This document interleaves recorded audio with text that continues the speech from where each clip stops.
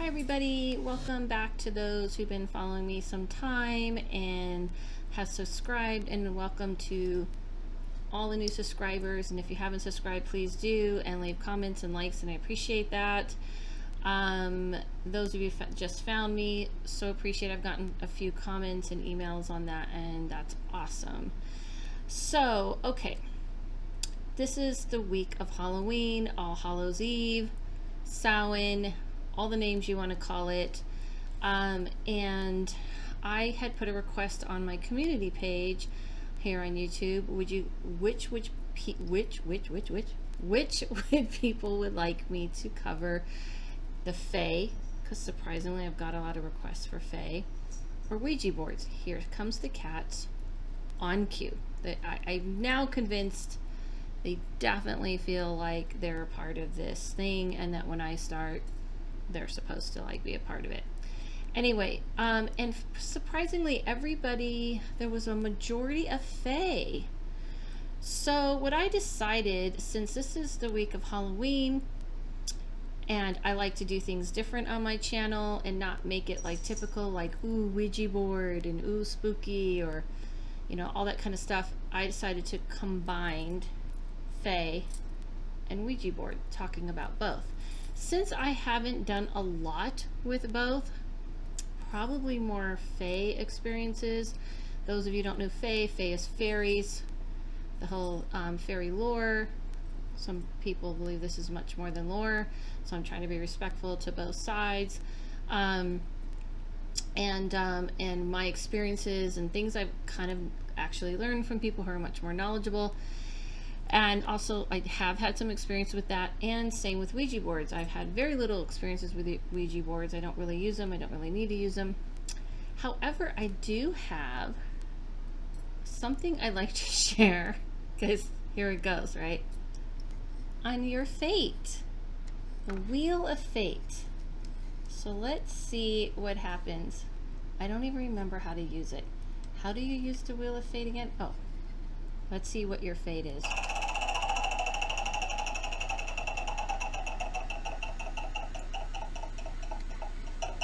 I told you guys I was gonna... Beware of the dark. How about if I ask the question, should I start with Fae first?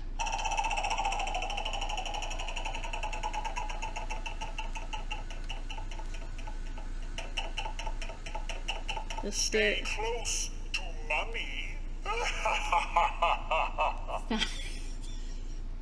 Did not help.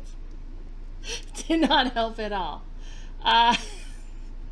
Should I start with Ouija board? What is your Wheel of Fate, guys?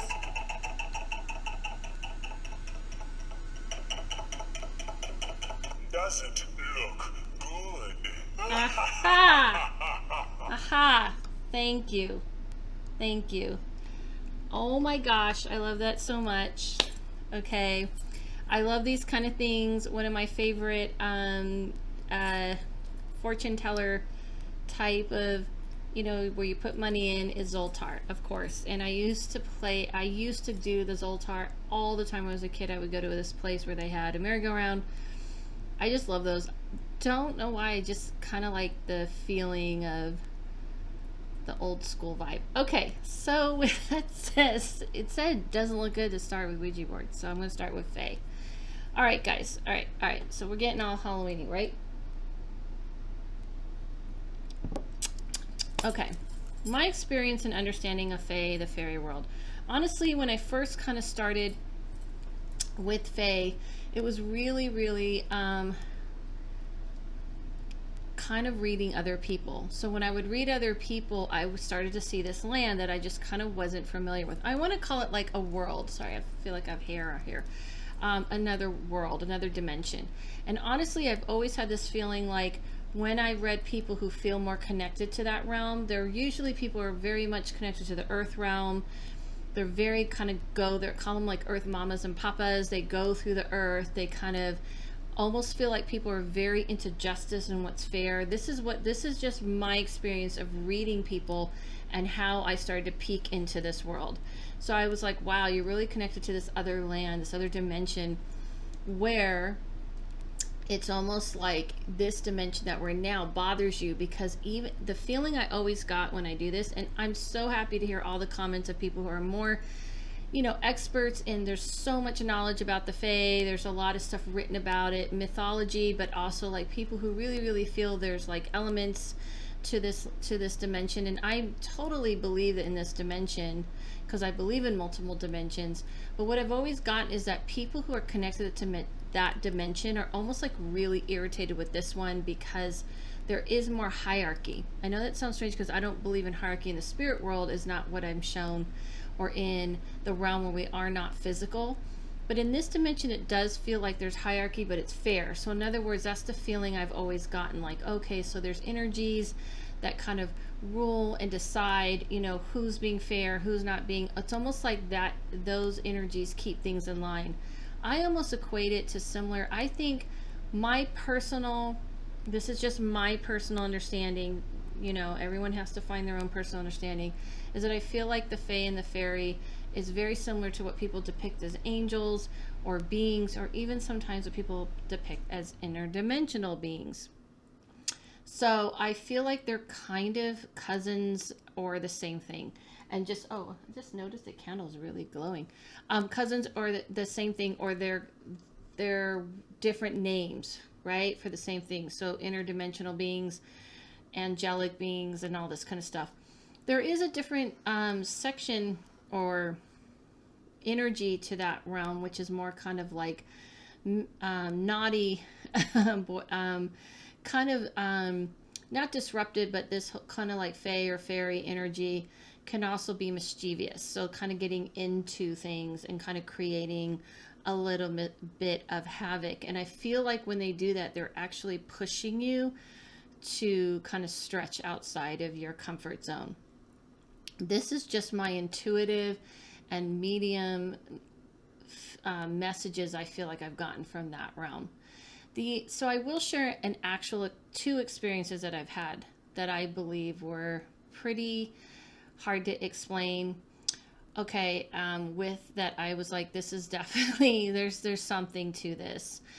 And before I get to that, so I just want to say I do feel that there's energies in that realm that kind of help and kind of show themselves in more of light, because I see sparks of light, and I also see these little orbs. They're not orbs like what people talk about, spirit orbs, white orbs.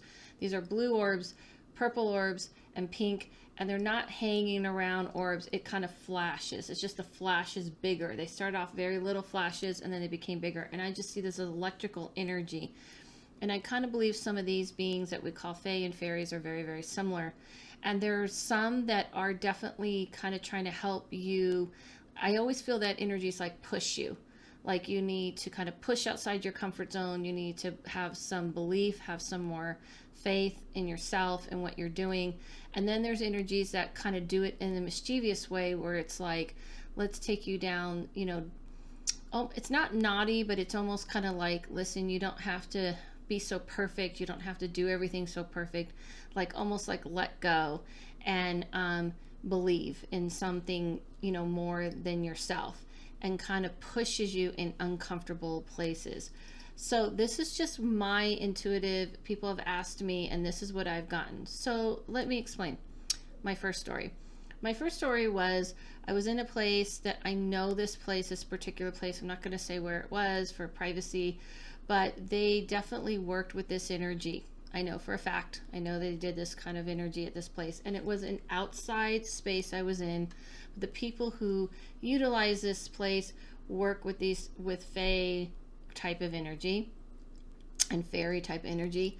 And I actually wanted to do something at this location. And I had literally had an intuitive instinct to kneel down into the grass and say, if you want me here, please help me make it happen. And all of a sudden, these little like light energies, I thought they were bugs at first, were flying all around me. Like little ones were flying everywhere. And I was like, wow, that is crazy. I know this place. I used to go there when I was young. I used to swear I used to see things there like this before, and I thought I had imagined it like most of us. And I literally took out my phone and I was trying to, I was like, no one's ever going to believe me. So I'm going to try and take a picture of it. And I was trying to take a picture of it, and they were like dodging away from the camera. I know this sounds completely out there and it can and you guys could be like, well, Dale, there's a logical explanation, maybe these were, I literally thought, I've never seen these kind of bugs there, we don't really have them in California. And I was kind of like, okay, I don't know, this is strange. I was like, there's something happening. I could just feel it. And they, every time I tried to take a picture, they would move and they would dodge all over the place. I can't explain it. They were dodging my camera. I couldn't capture them. I just couldn't.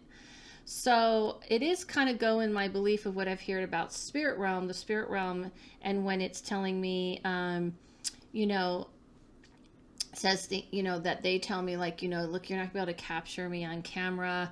You know, we don't like that. We don't like feeling tested and all that. It kind of feels, it felt like the similar type of experience that I hear from the spirit realm. I'm not saying people don't, but those to me are usually ghosts that aren't aware that they have passed and maybe are looping time.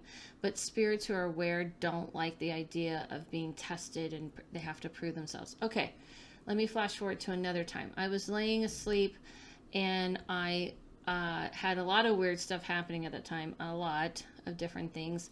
And I was asleep. I could swear I was asleep, but I felt like my spirit like turned to my right at the time, and I saw this little black type of, what I swear if you thought it was something else you might think it was like an alien, but it wasn't big at all. It was flying. It had wings. It had a face that people would probably not like. It wasn't like the fairies that you see with these beautiful girls and like wings. It was like not like that at all. It almost looked, like I said, the only thing I could describe is like a dragon face or an alien face, or even what's that called, praying mantis type of face. It was kind of more like that, but a lot bigger and black. And telepathically I heard it say, come play with us. And I said, no. And it said, yeah, just come play with us. And I said, I don't even like you guys. Go away. He goes, yes, you do. And it felt very mischievous. It felt almost like if I went, I don't know where I was going to go, but whatever this land was, I was like, I don't know. It just feels like it's like we're getting into trouble or something. I don't want to go. I said, no, I don't. Go away. And then it stopped. These are my only two experiences that stand out. I've had a few other experiences that I can't like say stand out as much that I would say this, besides those little sparking energies that I see. But I definitely feel like if you're interested in that dimension, then you need to work with the earth for sure. Earth and being grounded is very challenging for me. And also you kind of have to come from a place of respect, because I kind of get the sense about them, they're very much into respecting them and not treating them like little fun, little cute little things, as saying, oh, my little fairy, like, you know, my little fairy is like, help bring this to my life, my little fae friend. They kind of see themselves a lot more powerful. That's just my intuition. That's just what I sense that realm is like. And I don't know. I just don't have, I feel like there's other dimensions in this, in the world, in the universe that we live in. I feel there's other dimensions, and that's the only way I can describe it. I feel like this is some other dimension, and I do feel that a lot of times the things that, and I just don't believe things have to be that complicated. You know how I feel. I've told you guys this before. I don't feel like things have to be that complicated. So I kind of feel like a lot of these things that people call fae and fairy are probably similar to angels and ETs. I feel like it's all kind of the same, and we just kind of they have different vibrations.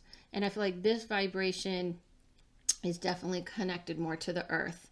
So even though they're in another dimension, I feel like they help, they kind of use the earth's energy to kind of get you to hear them. So you might want to go to like trees in the forest or water or things like this, and do it from a respectful place.